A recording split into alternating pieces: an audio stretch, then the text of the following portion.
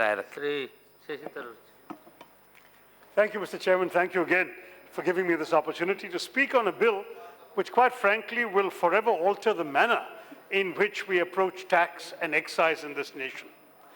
The old joke, Mr. Chairman, is that only two things are inevitable: death and taxes. But death only comes once, whereas in our countries the tax keeps coming and growing over and over again. But let me congratulate the government and the House for the successful passage of the GST. As you know, my party was not totally happy with the final shape of the government version of the GST, but we went along with it in the same spirit in which we had introduced the idea in the first place. It is a good day for democracy when we, as the nation's elected representatives, can reach out across the aisle to work with consensus in a spirit of bipartisan cooperation. I only hope that the government continues to reach out to other parties in this august House for further consensus and bipartisan cooperation in the future. It's my hope that consensus becomes the norm and not the exception. But this depends on the government, Mr. Chairman, on the government's attitude. Reliance on the government's brute majority, ignoring the arguments and the reasonable amendments of the opposition, will get bills passed, undoubtedly, but will not, Mr. Chairman, advance the national interest. So I was very assured to hear the words of the Minister just now when he said he would pay heed to what we in the opposition have to say. Now, Mr. Chairman, while I welcome the Honourable Finance Minister's efforts to ensure that the respective laws that they wish to amend today are GST compliant, I must raise a few matters of concern which pertain to the overall effectiveness of this proposal. First is a procedural matter, Mr. Chairman. Two amendments dated yesterday were only received by MPs this morning. Now, you tell me, Mr. Chairman, how are we supposed to prepare for this discussion in these circumstances? I urge the government to honour the House by giving people enough notice to prepare such discussions. But having said that, Mr. Chairman, we broadly speaking have a bill that we can all agree with because we are trying, all of us, to make the existing regimes GST compliant. Yet there are certain features of the bill that seem unduly optimistic. Either we advance our country to a point where certain laws become feasible, or we pass the laws and hope and pray that everybody will behave in accordance with the law. This bill takes the latter path. It assumes a level of competence, interdepartmental communication, and overall cooperation between various departments of the central government, and a level of exchange between the state and central governments which is not yet there at the levels needed to fully implement the processes outlined in this bill. So I hope the government's optimism will be borne out in the implementation. But let me elaborate my 6 principal concerns with this bill for the attention of the Minister. The first, Mr. Chairman, is administrative overreach. Under the proposed sections 108A and 108B of the Customs Act 1962, proper persons, quote unquote, I assume customs and excise officials, will be given excessive authority to levy punitive actions against several people, individuals and institutions, even like the Reserve Bank of India, the income tax and state GST bodies, state electricity boards and so on. This is a clause much like the provision in the Finance Bill 2017, which allows excessive powers to IT officials for search and seizure, and is a clear overreach in terms of administrative powers. As it is in our country, in the Honourable Finance Minister's memorable words, we suffer from what he called tax terrorism. It is already asked, why won't sharks attack Indian tax inspectors? The answer is professional courtesy. Dealing with the Indian taxman, Mr. Chairman, these days is like dealing with a careless laundry. Either way, you lose your shirt. So look at this bill, Mr. Chairman. The proper officer, who would be a revenue official, will be exercising a quasi-judicial function as well, making this a case of gross administrative overreach. So the official can make the decision, and he is also playing the role of the judge in the matter. Bodies which were previously functioning under a degree of autonomy will now be under the purview of these proper officers, breaking departmental hierarchy and workflow.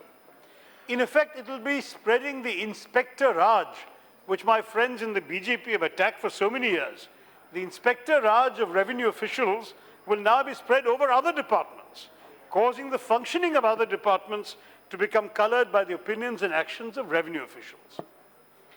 The bill will also empower authorities to collect information which is, and I quote, considered relevant for the purpose of the Act, unquote.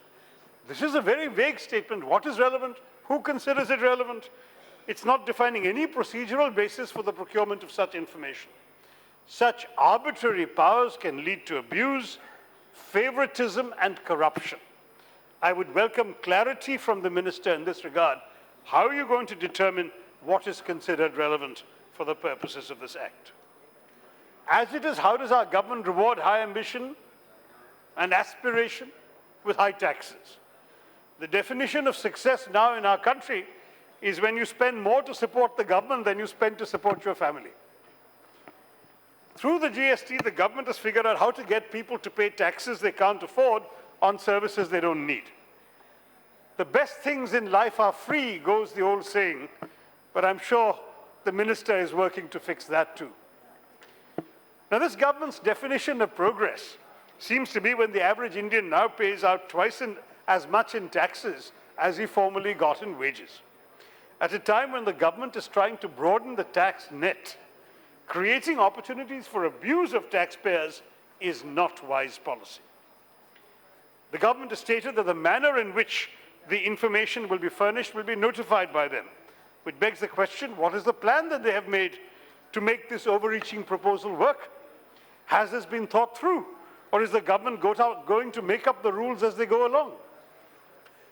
Even in an ideal scenario, given the critical shortages of personnel and basic infrastructure, now is not the best time to implement a plan that proposes fines on officials who are already overworked and under-resourced. Allocating a disproportionate amount of punitive power with one branch of the government over the others would not be the foundation for an effective delivery of the government's vision in this regard.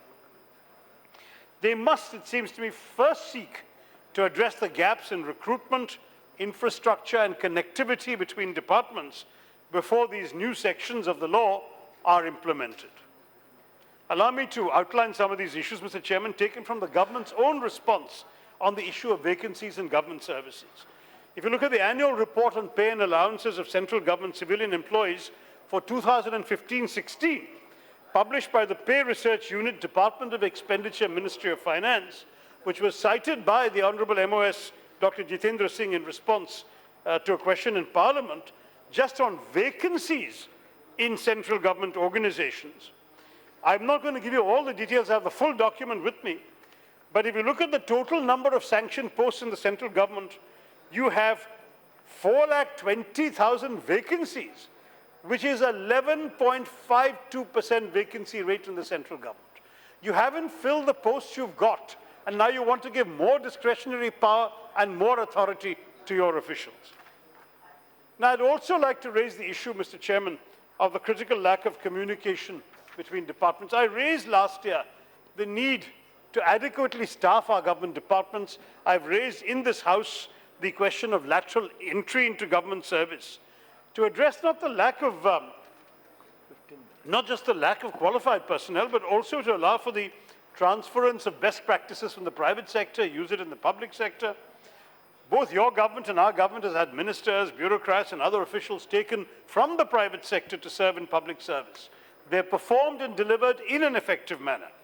So I'd like to ask the Honourable Minister if he would consider a plan to allow for lateral entry to be used to fill some of these vacancies in the various departments referred to in this bill, to ensure that the overall performance of the government does not drop with the implementation of his proposal.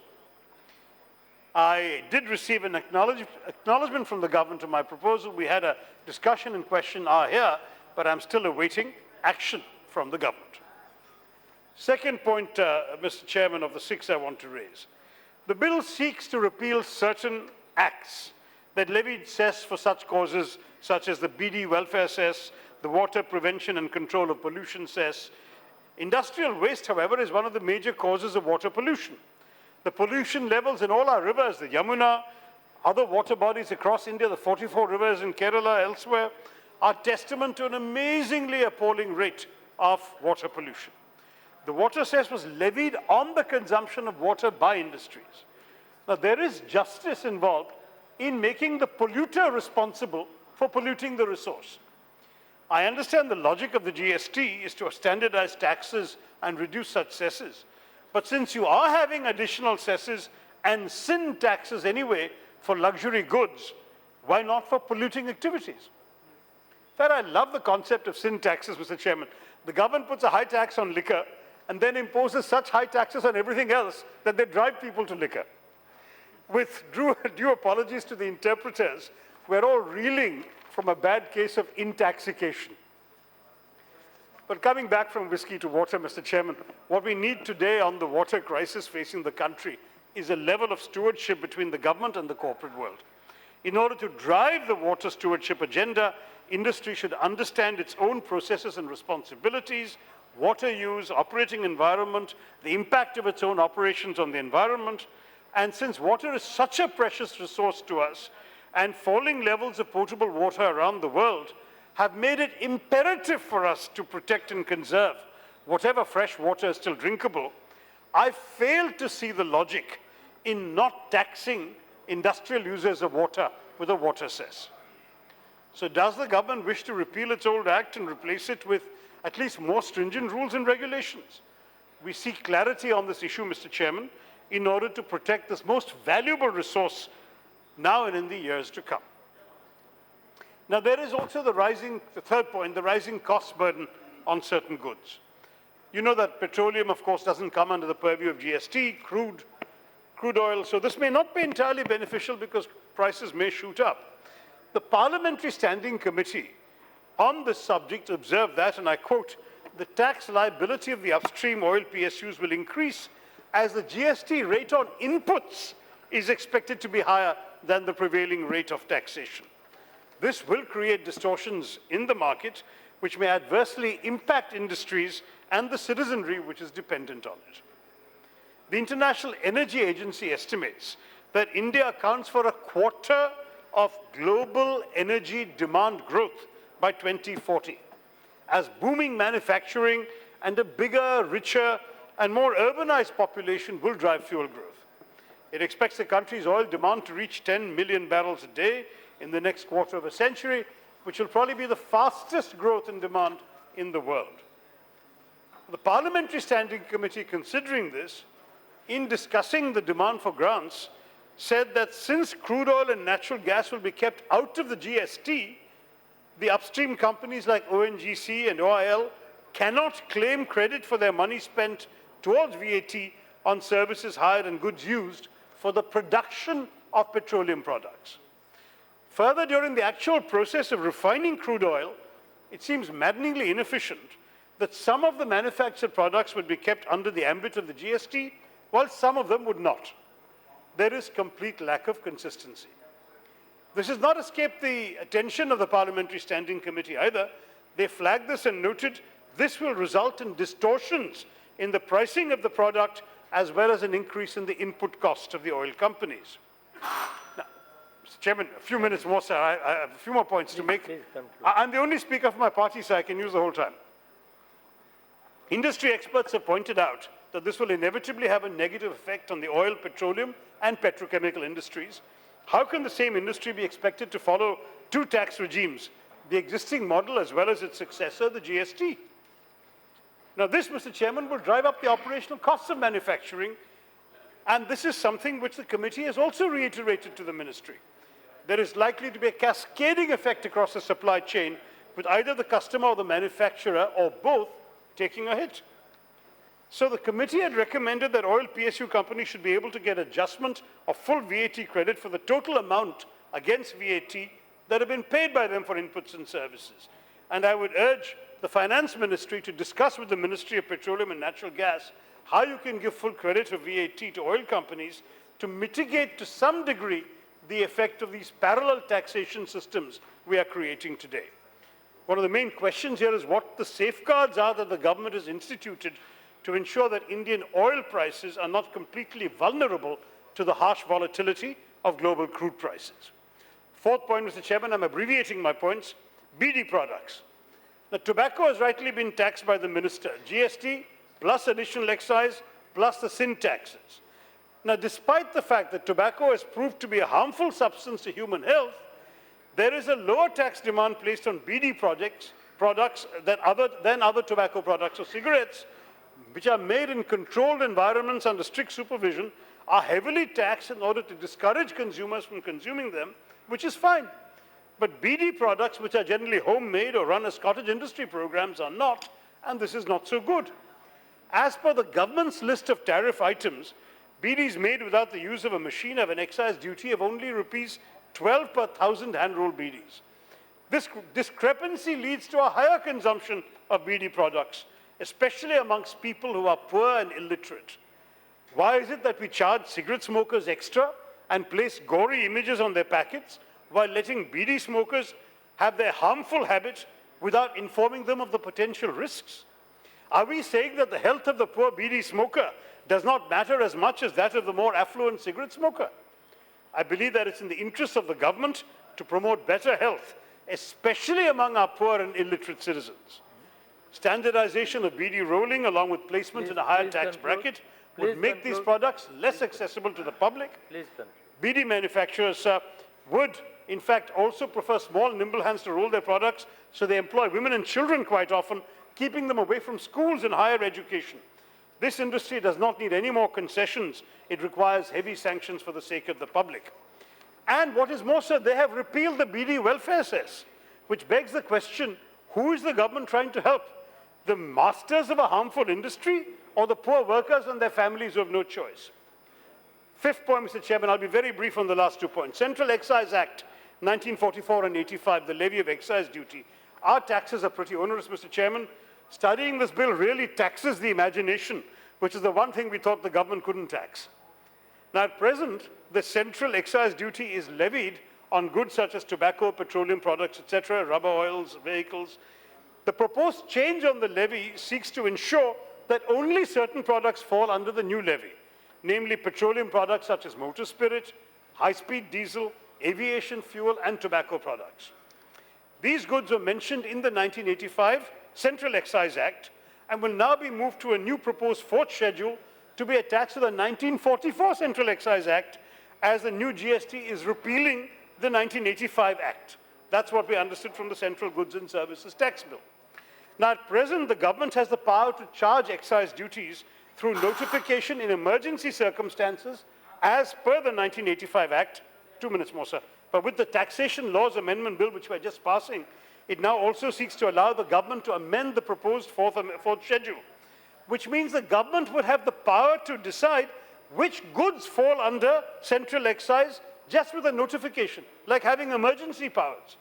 Therefore, with the enactment of the new 2 proposed sections, 3B and 3C, the powers as defined by government mean that it can amend the rate and the materials that fall under central excise.